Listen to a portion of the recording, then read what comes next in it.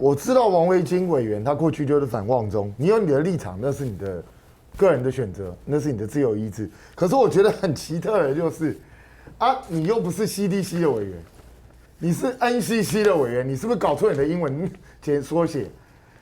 我中天报道 CDC 客不客观、公不公平，那个大家都可以去看啊。你不能因为第一个，你不能因为高端告了中天，其实高端好像只是寄存证信函，有没有正式告我不知道。高端告了中天，你就直接说哦，那就表示你们报道不公平。那这样惨了。任何一个电视台，我相信每一个电视台都被告过，那台湾没有一家公平的电视台。照你的逻辑是这样子，为什么高端告了中天就表示中天不公平？这是什么逻辑？我完全听不懂。这非常奇怪。实际上呢，我今天才看到活生生血淋淋的例子，也就是其他的友台，你知道在报道朱凯翔朱大厂的事情的时候，每一个人都讲说前中天，特别高端自己也特别指出来哦，前中天新闻生活龙制作人，他其实在友台制作另外一个节目，你就故意落过这个不提。请问一下高端你是什么意思？那请问一下其他引用的媒体又是什么意思呢？对不对？我们都知道凯翔之前他最后一个工作在哪里，大家都很清楚，是在友台，不是在中天呢。那为什么要特别把中天凸显出来？请问一下，这不是针对性是什么？那实际上高端被中天所报道的那个 CNN 的那个事情，对，又不是只有中天报。那更好笑的就是，你如果有什么意见，高端为什么不去告 CNN？你应该去告 CNN 啊。那你为什么不去告 CNN， 反而来告中天？是事实简软的捏？还是因为中天现在人人喊打，还是因为现在告中天是政治正确呢？王维京，你也是这样的想法吗？我觉得他的问法特别奇怪在哪里？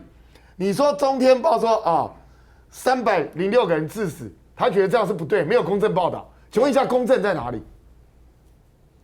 中天中天的新闻报道里头没有讲 CDC 的说法吗？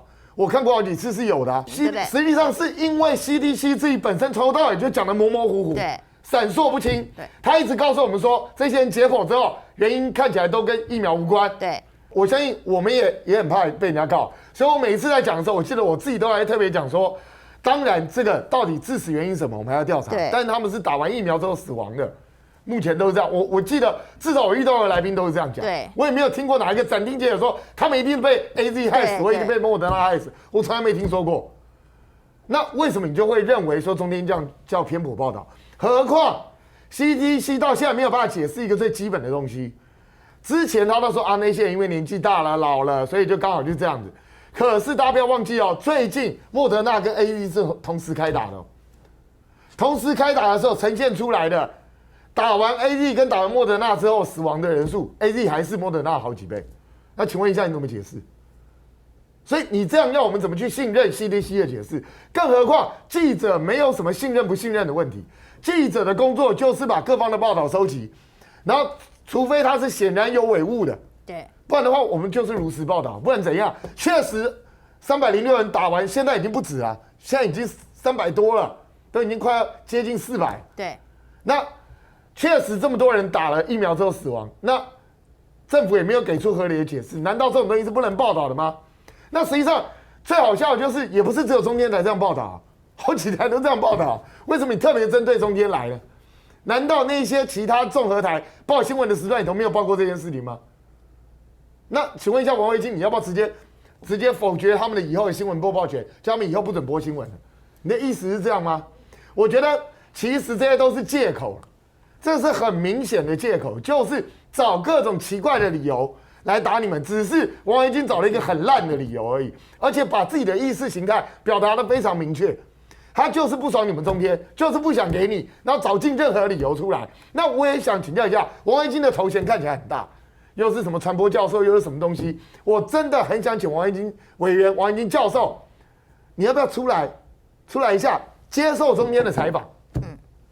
坐在这个节目上面，跟我们一样当来宾，然后接受大家的质疑，然后我们来检验一下你的采访的功力，你的新闻报道方式到底符不符合公正、公平、公开的原则，好不好？你敢不敢来？他怎么敢？你来嘛！你不是能够接受别人检验的吗？你都喜欢去检验别人了，我现在敏感啊！你随时叫我去 NCC 我就去，我跟你们开会，看看我们大家来试试看，看谁比较厉害。那同样的，我敢接受挑战，你敢不敢？你敢不敢坐在这边来？我们大家来看看谁的新闻跑的功力比较深，谁能够做到公正、公平、客观报道。我看你做不做得到。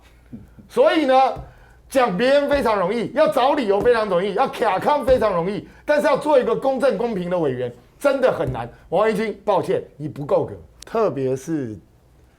因为这是一个工程师的一个车辆，然后过去交通，你车子再烂不会开到一半爆炸，这也太夸张了吧？所以这个显然是有某一种作为。那当然，详细的到底是什么样的恐怖攻击，是不是恐怖攻击，还是哪一个组织干的，这些都要经过进一步的查证。你现在贸然去断定一定是谁干的，我觉得也有点偏颇。可是呢，因为最近的一连串的关系，再加上它接近的地缘关系的话。跟恐怖组织之类的可能性当然相对会比较大一点，所以这也就是很麻烦的地方，因为中亚这个地方本来就自古以来就是一个很错综复杂的民族也好、文化也好、历史也好，那国际之间的关系也好，本来就是很复杂，所以在那边处事都要非常非常的小心。也就是说了，其实胡锡进讲的有一点没错了，就是你要稳重，对。要非常的稳重，什么东西都要很谨慎，不要轻易下任何承诺，也不要轻易就跟谁站在一起。那可是呢，胡锡进只讲对了稳重这2个字，其他全错。那基本上他唯一只让人家知道一点，就是《环球时报》的总编是个草包，就是这样。这种东西很多事情，尤其在外交上，很多东西就算老实说了，也不只是中国大陆啊，全世界都一样。很多国家你明明也许他在国际上名声不是很好，在某一些状况上，他不见得受到国际欢迎。可是你私底下也希望跟他保持一个至少不是敌人的关系。对，就好像我们台湾之前跟北韩也保持一个相对低调还不错的关系啊，甚至有一阵子说双方要进行很多的合作啊。那我们也有一些专家也去辅导他们，去教他们一些东西啊。那照理来说的话，以北韩在国际上的这样的角度，台湾应该是拒绝跟他往来，可是实际上完全不是，我们私底下还是很多往来，因为在外交上本来就是这样，你多一个朋友总比多一个敌人好，所以中国大陆私底下去跟某一些组织接触干嘛？其实那个是在外交上的一个必然性，你至少你有人跟他接触，你也能够得到很多 information，至少能够借由这些东西来判断一些情势，可是没有哪个白痴会像胡锡进这样直接讲出来。我是说真的，我从来没有看过这么白痴的。这种人能够做到总编辑，我觉得也是厉害，真是厉害。我也不知道到底他为什么能够当上总编辑，因为这个人最近这几年已经放炮放的胡说八道，放到很离奇的一个地步。所以很多事情只能做不能说的，你把它说出来就完全破功。同样的，台湾其实有很多事情是只能做不能说的，那你一定要把什么事情都挑明的说，那事情就会弄得很难看。所以我觉得现在，因为美国的势力抽空了，美国在阿富汗这边势力抽空，其实也不只是中国大陆，我相信各方的势力都会想要进去。那当然，中国大陆本来就想要建构它的一带一路，这个对每一个国家来讲都是非常正常的。